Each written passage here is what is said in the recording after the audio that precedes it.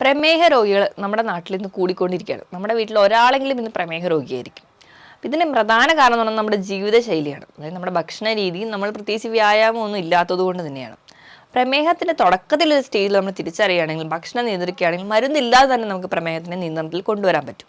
അപ്പോൾ ഡയബറ്റീസ് ആയിട്ടുള്ള ആൾക്കാർക്ക് വേണ്ട ഭക്ഷണ നിയന്ത്രണം എന്താണ് എന്നാണ് നമ്മൾ ഈ വീഡിയോയിലൂടെ നിന്ന് നോക്കാൻ പോകുന്നത്. ഞാൻ ഡോക്ടർ പ്രിയ, കലോഞ്ചി ഡയറ്റിലെ മെഡിക്കൽ ഓഫീസറാണ്.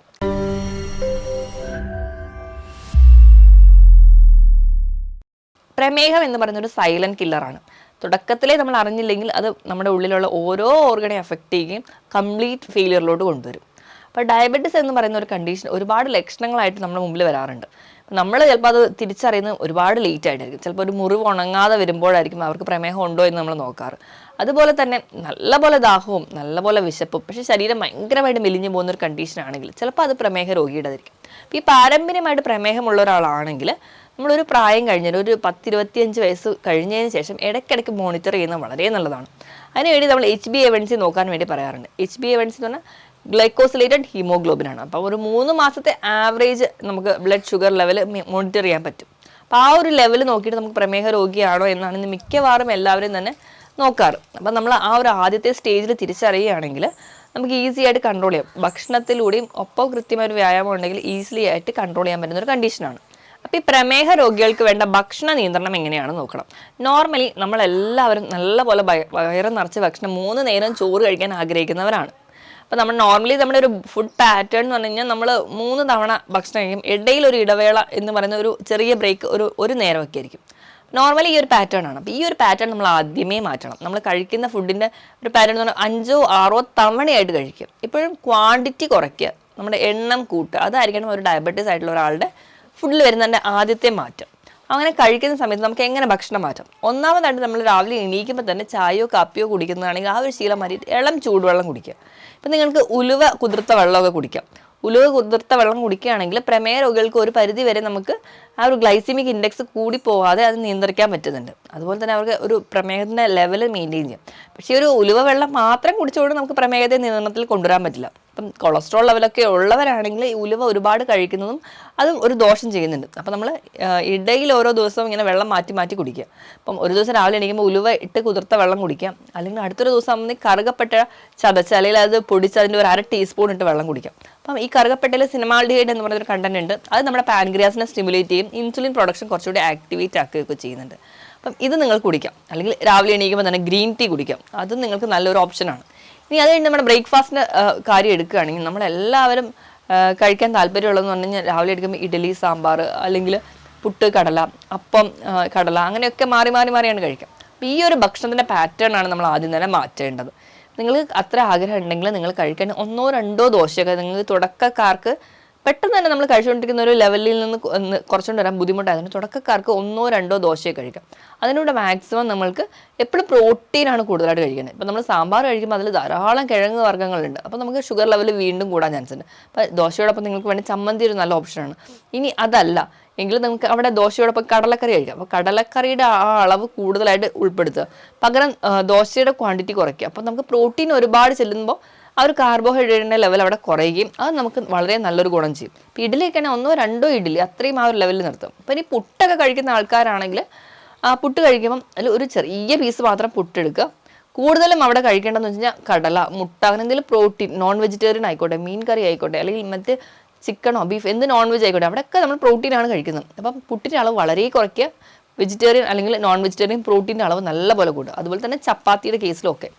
ഇനി നിങ്ങൾക്ക് നല്ലൊരു ഓപ്ഷനാണ് ഉപ്പുമാവ്. ഉപ്പുമാവ് ഉണ്ടാക്കുമ്പോൾ നിങ്ങൾക്ക് ധാരാളം പച്ചക്കറികൾ അതിനകത്ത് ആഡ് ചെയ്യാം. ബീൻസ്, ക്യാരറ്റ്, ഉള്ളി, തക്കാളി എല്ലാം നമുക്ക് അതിനകത്ത് ആഡ് ചെയ്യുന്ന സമയത്ത് നമ്മൾ എടുക്കുന്ന ആ ഒരു കാർബിൻ്റെ അളവ് വളരെ കുറവായിരിക്കും. അപ്പോൾ നിങ്ങൾക്ക് ഉപ്പുമാവിൽ തന്നെ നല്ലൊരു ഓപ്ഷൻ എന്ന് പറയുന്നതാണ് ഓട്സിൻ്റെ ഉപ്പുമാവ്. ഓട്സ് തിരഞ്ഞെടുക്കുമ്പോൾ ഒരുപാട് പ്രമേഹ രോഗികളും പറയുന്നതാണ് ഞാൻ ഓട്സ് ഒരുപാട് കഴിക്കുന്നുണ്ട്, പക്ഷേ എന്നിട്ടും എനിക്ക് പ്രമേഹത്തിൽ മാറ്റമൊന്നും വരുന്നില്ല. ഈ ഓട്സ് തിരഞ്ഞെടുക്കുമ്പോൾ നമ്മൾ സ്റ്റീൽ കട്ട് ഓട്സ് വേണം തിരഞ്ഞെടുക്കാൻ. സ്റ്റീൽ കട്ട് ഓട്സ് എന്ന് പറഞ്ഞെങ്കിൽ ധാന്യം തവിടോട് കൂടിയ ഓട്സ് ആണ്, ഫുൾ കവറിങ് ആയിട്ടുള്ള ഓട്സ് ആണ്. ഈ ഓട്സ് എന്ന് പറഞ്ഞാൽ നമുക്ക് ആ ഒരു ഫൈബർ റിച്ച് ആയതുകൊണ്ട് തന്നെ ഒരു പരിധി വരെ ഈ ഷുഗർ പേഷ്യൻസിന് കഴിക്കാവുന്നതാണ്. ഇങ്ങനെ നമ്മൾ ഓട്സ് കഴിക്കുന്നതിലാണെങ്കിൽ കൂടി നമ്മൾ ഗ്ലൈസീമിക് ഇൻഡെക്സ് നോക്കണം. നമ്മൾ കൂടുതലായിട്ട് പ്രിഫർ ചെയ്യുന്നത് ഇൻസ്റ്റൻറ്റ് ഓട്സ് ആണ്. ഇൻസ്റ്റൻറ്റ് ഓട്സ് എന്ന് പറയുമ്പോൾ നമ്മളിപ്പോൾ ഒരു കഞ്ഞി ഉണ്ടാക്കി കുടിക്കുകയാണെങ്കിൽ അവിടെ ഒരു ഗ്ലൈസീമിക് ഇൻഡെക്സ് എന്ന് പറഞ്ഞാൽ ഒരു 80-83 ആയിരിക്കും. നമ്മൾ ഓട്സ് വെച്ചിട്ട് പാലിലോ അല്ലെങ്കിൽ വെള്ളത്തിലോ കുറുക്കി കുടിക്കുന്ന സമയത്ത് അവിടെ ഗ്ലൈസിമിക് ഇൻഡെക്സ് ഒരു 90ന് മുകളിലോട്ട് പോകും. അപ്പം പ്രമേഹം നിയന്ത്രിക്കാൻ വേണ്ടി കഞ്ഞി മാറ്റിയിട്ട് ഓട്സ് കഴിക്കുമ്പം അവിടെ ഗ്ലൈസിമിക് ഇൻഡെക്സ് കൂടുതലാണ്. ഗ്ലൈസിമിക് ഇൻഡെക്സ് എന്ന് പറഞ്ഞാൽ ഒരു ഭക്ഷണം നമ്മൾ കഴിച്ചു കഴിഞ്ഞാൽ എത്ര പെട്ടതാണോ അത് പഞ്ചസാര അല്ലെങ്കിൽ ഗ്ലൂക്കോസിനെ പ്രൊഡ്യൂസ് ചെയ്യിക്കുന്നതിൻ്റെ ഒരു ലെവലാണ്. അപ്പോൾ അത് കുറഞ്ഞ ഭക്ഷണമാണ് എപ്പോഴും നമ്മൾ പ്രമേഹ രോഗികൾ കഴിക്കേണ്ടത്. നമ്മളെപ്പോഴും ഓട്സ് തിരഞ്ഞെടുക്കുമ്പോൾ സ്റ്റീൽ കട്ട് ഓട്സ് തിരഞ്ഞെടുക്കാൻ വേണ്ടി നോക്കുക. അതുപോലെ തന്നെ ഇൻസ്റ്റൻറ്റ് ഓട്സ് ഒരു കാരണവശാലും വാങ്ങിച്ച് കഴിക്കാതിരിക്കുക. അതുപോലെ തന്നെ പാലിൽ അല്ലെങ്കിൽ വെള്ളത്തിലെ കാച്ചി കുടിക്കാതിരിക്കുക. എപ്പോഴും ഉപ്പുമാവ് അല്ലെങ്കിൽ പുട്ടായിട്ട് കഴിക്കുകയാണെങ്കിൽ നമുക്ക് ഗ്ലൈസിമിക് ഇൻഡെക്സ് കമ്പിയറബിളി കുറവായിരിക്കും. ഇനി പ്രമേഹ രോഗികൾ ചെയ്യുന്ന ഏറ്റവും വലിയൊരു തെറ്റെന്ന് പറയുകയാണെങ്കിൽ നമ്മൾ ചോറ് മാറ്റും, അതിന് പകരം ചപ്പാത്തി കഴിക്കാമെന്ന് പറയും. ചപ്പാത്തി കഴിക്കുമ്പോൾ അവർ 3-4 ചപ്പാത്തി വരെ കഴിക്കുന്നവരായിരിക്കും. അപ്പോൾ രാവിലത്തെ ബ്രേക്ക്ഫാസ്റ്റിൽ ചപ്പാത്തി കഴിക്കുന്നവരായിരിക്കാം, ഉച്ചയ്ക്ക് ചപ്പാത്തി കഴിക്കുന്നവരായിരിക്കും. അങ്ങനെ ഒരു ചപ്പാത്തിയാണ് ഈ ചോറിന് അല്ലെങ്കിൽ കാർബോഹൈഡ്രേറ്റിന് പകരം വെക്കുന്നത്. ഏകദേശം ഗോതമ്പിലും അരിയിലും ഉള്ള ഗ്ലൈസിമിക് ഇൻഡെക്സ് ഏകദേശം സെയിം ആണ്. ഇപ്പം നമ്മൾ ചപ്പാത്തി ആട്ട കൊണ്ടാണ് ഉണ്ടാക്കുന്നതെങ്കിൽ അത് പോളിഷ്ഡ് ആണ്. അപ്പം അതിൽ തീരെ ഫൈബർ ഇല്ല. അപ്പം നമുക്ക് വീണ്ടും അവിടെ ഒരു ഷുഗർ ലെവൽ കൂടുകയാണ് ചെയ്യുക. ഇപ്പം കമ്പാരബിളി നമ്മൾ വീട്ടിൽ ഗോതമ്പ് വാങ്ങി ഉണക്കി പൊടിച്ചാണെങ്കിൽ കുറച്ചെങ്കിലും ഫൈബർ അതിൽ നിന്ന് കിട്ടുമ്പോൾ നമുക്ക് കമ്പാരബിളി നമുക്ക് കുറച്ചുകൂടി കുറയ്ക്കാൻ പറ്റും. ഇനി നമ്മൾ ഏത് ധാന്യം എടുക്കുകയാണെങ്കിലും അതിൽ ഒരു എന്താ പറയുക, ധാന്യത്തിലൊക്കെ തവിടടങ്ങിയ ധാന്യങ്ങൾ എടുക്കാൻ വേണ്ടി ശ്രദ്ധിക്കുക. അപ്പോൾ നമ്മൾ ഡയറക്റ്റായിട്ട് കാർബോഹൈഡ്രേറ്റ് ഇല്ലാത്ത രീതിയിൽ മില്ലറ്റ്സ് ഒക്കെ ഉൾപ്പെടുത്താൻ വേണ്ടി ശ്രദ്ധിക്കുക. തവിടോടുകൂടിയ ധാന്യങ്ങളൊക്കെ ആകുമ്പോൾ ധാരാളം ഫൈബേഴ്സ് ഇറങ്ങിയിട്ടുണ്ട്. ഇപ്പോൾ നമ്മൾ റാഗിയൊക്കെ ഒരു പരിധി വരെ നമുക്ക് ഉൾപ്പെടുത്താം. ഇപ്പോൾ റാഗിയൊക്കെ ആണെങ്കിൽ നിങ്ങൾ കുറുക്കി കുടിക്കാതെ, ഇപ്പം ഞാൻ രാവിലത്തെ ഭക്ഷണത്തിൽ പുട്ട് പറഞ്ഞ സ്ഥിതിക്ക് നിങ്ങൾക്ക് ആ അരിപ്പൊടിയോടുകൂടി തന്നെ ഒരു 1/4 ഭാഗം റാഗി ആഡ് ചെയ്യാവുന്നതാണ്. അപ്പോൾ നിങ്ങൾ കുറച്ചും കൂടി ഡയബറ്റീസിൻ്റെ ആ ഒരു ടെൻഡൻസി കുറയ്ക്കാൻ സഹായിക്കും. അപ്പോൾ റാഗിൻ്റെ പൊടിയും അതുപോലെ തന്നെ അരിപ്പൊടിയും കൂടെ മിക്സ് ചെയ്ത് നിങ്ങൾക്ക് അവിടെ പുട്ടുണ്ടാക്കാവുന്നതാണ്. അല്ലെങ്കിൽ റാഗിയുടെ മാത്രം പൗഡർ കൊണ്ട് തന്നെ നിങ്ങൾക്ക് പുട്ടുണ്ടാക്കാം. അതിനോടൊപ്പം തന്നെ ഒരു പ്രോട്ടീൻ്റെ കറി കൂടി ആകുമ്പോൾ ഒരു പരിധി വരെ നമുക്ക് പ്രമേഹത്തിനെ നിയന്ത്രിക്കാൻ പറ്റും. ഇനിയിപ്പം ഇഡ്ഡലി, ദോശ എന്തും ആയിക്കോട്ടെ, അപ്പം എന്തും ആയിക്കോട്ടെ, അതിനോടൊപ്പം നിങ്ങൾക്ക് റാഗി പൗഡർ ആഡ് ചെയ്യുകയാണെങ്കിൽ നമുക്ക് അയണും കാൽസ്യം അതിനോടൊപ്പം തന്നെ പ്രമേഹം കൂടി നിയന്ത്രിക്കാൻ പറ്റും. അപ്പോൾ ഈ ഒരു രീതിയിലായിരിക്കണം നിങ്ങളുടെ ബ്രേക്ക്ഫാസ്റ്റ് എപ്പോഴും പോകേണ്ടത്. എപ്പോഴും ഒരു കാർബോഹൈഡ്രേറ്റും അതിനേക്കാളും ഇരട്ടി അളവിൽ പ്രോട്ടീനും കൂടെ ഉൾപ്പെടുത്തുക. അതിപ്പോൾ ഏത് തരത്തിലുള്ള പ്രോട്ടീനും നിങ്ങൾക്ക് ഉൾപ്പെടുത്താവുന്നതാണ്. ഇനി ഒരു 11 മണിക്കാവുമ്പം നമുക്ക് വീണ്ടും ഒരു ചായ അല്ലെങ്കിൽ എന്തെങ്കിലും ഒരു പ്രോബയോട്ടിക് ആയിട്ട് തൈരോ മോരും വെള്ളം അങ്ങനെ എന്തെങ്കിലും നിങ്ങൾക്ക് ഉൾപ്പെടുത്താം. നാരങ്ങ വെള്ളമൊക്കെ വളരെ നല്ലതാണ്. അപ്പം ആ ഒരു ടൈമിൽ നിങ്ങൾക്ക് ഒരു പിടി നട്ട്സ് കഴിക്കാം. ആ ഒരു നട്ട്സ് എന്ന് പറഞ്ഞാൽ കൂടുതലും ബദാം ഒക്കെ നിങ്ങൾക്ക് ഉൾപ്പെടുത്താവുന്നതാണ്. ഒരു പിടി മാത്രം കഴിക്കുക. ആ ഒരു നട്ട്സ് മാത്രം ആ ഒരു ടൈമിൽ കഴിക്കുക. ഇനി നമ്മൾ ഉച്ചത്തെ ഒരു ഫുഡ് എടുക്കുകയാണെങ്കിൽ അതിന് മുൻപായിട്ട് നിങ്ങൾക്ക് ഒരു ബൗൾ സാലഡ് കഴിക്കാം. സാലഡ് എന്ന് പറയുമ്പോൾ നിങ്ങൾക്ക് ക്യുക്കമ്പറും അല്ലെങ്കിൽ മറ്റ് ക്യാരറ്റൊക്കെ ഫ്രഷ് ആയിട്ട് കട്ട് ചെയ്തിടാം. ഇപ്പം ഡയബറ്റീസ് ഉള്ള ഒരാൾക്ക് കൂടുതലും ഈ ക്യാരറ്റൊന്നും അത്ര പ്രിഫറബിൾ അല്ല. കാരണം മണ്ണിനടിയിലുള്ള എല്ലാ വസ്തുക്കളും പ്രമേഹത്തിൻ്റെ ലെവൽ കൂട്ടാൻ വേണ്ടി കാരണമാകുന്നുണ്ട്. അപ്പോൾ അവർക്ക് ക്യുക്കമ്പർ തന്നെ നല്ലപോലെ കട്ട് ചെയ്ത് അതില്ലാതെ വേണമെങ്കിൽ തക്കാളി ആഡ് ചെയ്യാം. ക്യുക്കമ്പറും തക്കാളി ഇട്ടിട്ട് ഒരു ഇച്ചിരി ഒലിവ് ഓയിലും കൂടി ഒരു ഡ്രസ്സിങ് ആയിട്ട് ആഡ് ചെയ്യുകയാണെങ്കിൽ ഒലിവ് ഓയിലുള്ള ഒമേഗ 3 ഫാറ്റി ആസിഡ്സ് ഈ കോശങ്ങളൊക്കെ ഉണ്ടാകുന്ന നീർക്കെട്ടുകൾ കുറയ്ക്കുന്നുണ്ട്. ഇനിയിപ്പോൾ ഈ ക്യുക്കമ്പറിലാണെങ്കിൽ ധാരാളം വാട്ടർ കണ്ടന്റ് ഉണ്ട്. അതുപോലെ തന്നെ ഇതിൽ vitamins K, A, C, K ഒക്കെ ഉണ്ട്. അപ്പോൾ ഈ ഒരു വൈറ്റമിൻസ് നമുക്ക് സപ്പോർട്ട് ചെയ്യുന്നുണ്ട്. അതുപോലെ തന്നെ കാർട്ടിലേജിൻ്റെ ഗ്രോത്തിനും സ്കിന്നിനൊക്കെ ക്യുക്കമ്പർ ഭയങ്കര നല്ലതാണ്. അപ്പോൾ ഈ വെള്ളരിക്കയും ഒക്കെ കട്ട് ചെയ്ത് കഴിക്കുകയാണെങ്കിൽ നമുക്കൊരു വയറിൻ്റെ ഫില്ലിങ്ങും ആവും. അപ്പം നമ്മുടെ ചോറിന് കുറച്ച് മുൻപായിട്ട് ഇത് ഒരു അരമണിക്കൂർ 1 മണിക്കൂർ മുൻപ് നമ്മൾ ഇത് കഴിക്കുകയാണെങ്കിൽ ഒരു പരിധി വരെ നമുക്ക് വിശപ്പ് കുറച്ചുകൂടെ കുറയും. ഇനി ഒരു 2 ഗ്ലാസ് വെള്ളമെങ്കിലും കുടിക്കുക. അത് കഴിഞ്ഞിട്ട് നമ്മൾ ഫുഡ് കഴിക്കാൻ വേണ്ടി നോക്കുക. ഫുഡ് കഴിക്കുന്ന സമയത്തും മാക്സിമം കാർബോഹൈഡ്രേറ്റ് കുറയ്ക്കുക. ഇനിയിപ്പോൾ നിങ്ങൾ കഴിക്കാൻ ആ ഒരു തുടക്കം ഡയറ്റിലോട്ട് വരുന്ന ഒരാൾക്കാരാണെങ്കിൽ തുടക്കത്തിൻ്റെ സമയത്ത് ഒരു പിടി ചോറ് അല്ലെങ്കിൽ 1-2 ചപ്പാത്തി മാത്രം നിങ്ങൾക്ക് കഴിക്കാവുന്നതാണ്. ധാരാളം പ്രോട്ടീൻസ് കഴിക്കാം. അപ്പോൾ പയറ്, കടല, പരിപ്പ് ഇത് നിങ്ങൾക്ക് കറി വെച്ചിട്ടോ തോരനായിട്ടോ കഴിക്കാവുന്നതാണ്. ഇതിനോടൊപ്പം തന്നെ നോൺ വെജിറ്റേറിയൻ ആയിട്ട് നിങ്ങൾക്ക് മുട്ട കഴിക്കാം, ഇറച്ചി, മീൻ ഇതെല്ലാം നിങ്ങൾ കറി വെച്ച് കഴിക്കാൻ കുറച്ചും കൂടി ശ്രദ്ധിക്കുക. ഇനി ഇതിനോടൊപ്പം തന്നെ ഫ്രൂട്ട്സ്, വെജിറ്റബിൾസ് ഒക്കെ കഴിക്കാം. ഇപ്പോൾ പ്രമേഹ രോഗികൾക്ക് ഫ്രൂട്ട്സ് കഴിക്കാവോ എന്ന് നിങ്ങൾക്ക് ഒരുപാട് പേർക്ക് സംശയം ഉണ്ടാവും. അപ്പോൾ എപ്പോഴും പ്രമേഹ രോഗികൾക്ക് ഏതെങ്കിലും ഒരു ഫ്രൂട്ട് ഒരു ദിവസം കഴിക്കാം, 1-2 ഫ്രൂട്ട്. എപ്പോഴും ഗ്ലൈസീമിക് ഇൻഡെക്സ് കുറഞ്ഞ ഫ്രൂട്ടുകൾ തിരഞ്ഞെടുക്കാൻ വേണ്ടി നോക്കുക. ഇനി ഫ്രൂട്ട്സിൻ്റെ കേസ് എടുക്കുമ്പോൾ എപ്പോഴും ഗ്ലൈസീമിക് ഇൻഡെക്സ് കുറഞ്ഞ ഫ്രൂട്ട്സ് എന്ന് പറഞ്ഞല്ലോ. അപ്പോൾ എപ്പോഴും ഫ്രൂട്ട്സിൻ്റെ ഒരു കേസിൽ എടുക്കുകയാണെങ്കിൽ 50-നും 55-നും ഇടയിലാണ് ഗ്ലൈസീമിക് ഇൻഡെക്സ് ആണെങ്കിൽ അത് ലോ ആയിട്ട് ഗ്ലൈസീമിക് ഇൻഡെക്സ് ഉള്ള ഫ്രൂട്ട്സ് ആണ്. 56-നും 69-നും ഇടയിലാണെങ്കിൽ മോഡറേറ്റ് ലെവലെന്നും 70-ന് മുകളിലാണെങ്കിൽ ഹൈ ഗ്ലൈസീമിക് ഇൻഡെക്സുമാണ് കൂടുതലായിട്ടുള്ള ഫുഡുകളും അല്ലെങ്കിൽ ഫ്രൂട്ട്സുകളുമാണ്. അപ്പോൾ നമ്മളെപ്പോഴും ലോ ഗ്ലൈസീമിക്കിലുള്ള ഇൻഡെക്സ് ഉള്ള ഫ്രൂട്ട്സുകൾ തിരഞ്ഞെടുക്കാൻ വേണ്ടിയിട്ട് ശ്രദ്ധിക്കുക. അപ്പോൾ അതിന് വേണ്ടിയിട്ട് നമ്മൾ ഏറ്റവും നല്ലതെന്ന് പറഞ്ഞിട്ടുണ്ടെങ്കിൽ പേരയ്ക്ക, നെല്ലിക്ക. ഇപ്പോൾ പേരയ്ക്കയിലൊക്കെ ആണെങ്കിൽ ഗ്ലൈസീമിക് ഇൻഡെക്സ് വളരെ കുറവാണ്. പേരയ്ക്ക, നെല്ലിക്ക, ആപ്പിൾ, മുന്തിരി ഇതൊക്കെ നിങ്ങൾക്ക് ഒരു പരിധി വരെ പ്രമേഹ രോഗികൾക്ക് കഴിക്കാവുന്നതാണ്. നിങ്ങൾ മാക്സിമം ചക്ക, മാങ്ങ ഇത് നല്ലപോലെ പഴുത്ത ഏത്തപ്പഴം ഇതൊക്കെ കഴിവതും ഒഴിവാക്കുന്നതാണ് ഏറ്റവും നല്ലത്. നല്ലപോലെ പഴുത്ത ചക്ക, മാമ്പഴം നമുക്ക് ആ ഒരു സീസൺ ആകുമ്പോൾ കിട്ടുന്ന ഈ ഇങ്ങനത്തെ ഉള്ള ഫ്രൂട്ട്സിൽ ഇത് അധികം മധുരം ഉള്ളതാണ്. അപ്പം ഈ ഫ്രൂട്ട്സിലൊക്കെ ഉള്ളതെന്ന് പറഞ്ഞാൽ ഫ്രക്ടോസ് ആണ്.